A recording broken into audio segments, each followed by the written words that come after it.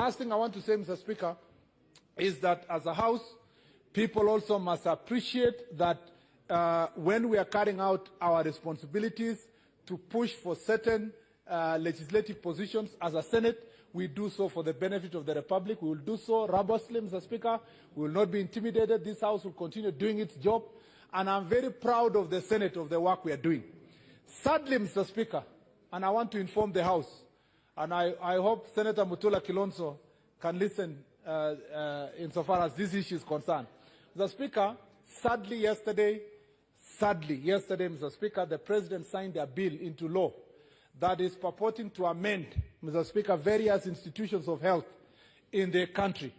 I want to inform the nation that that is not law for purpose of our Constitution, that, Mr. Speaker, that law cannot be enforced anywhere in this Republic because it did not go through the required legal mechanism of passing law.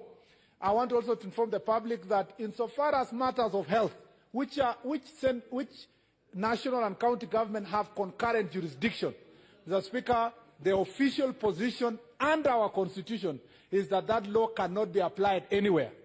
The honest truth that must be said in this Republic is that any member of public who is being pushed to apply that law must not obey that law. And if they feel that they are being pushed to do so, Mr. Speaker, they have a responsibility to go to High Court of Kenya to declare that law null and void, so that the process can begin afresh, where the law will come to both houses of Parliament. Mr. Speaker, I am glad that I gave my personal advice and my advice as Majority Leader to the Executive that that law was not law for purpose of our Constitution. That advice has been ignored, Mr. Speaker. And, Mr. Speaker, since that advice has been ignored, I want to advise the public, including this House, that we should be able to take other remedial measures that will restore the dignity of Parliament insofar as passing laws are concerned. It is impossible to say that any health law can be passed in this great Republic without the input of the Senate and without the Senate performing its responsibilities.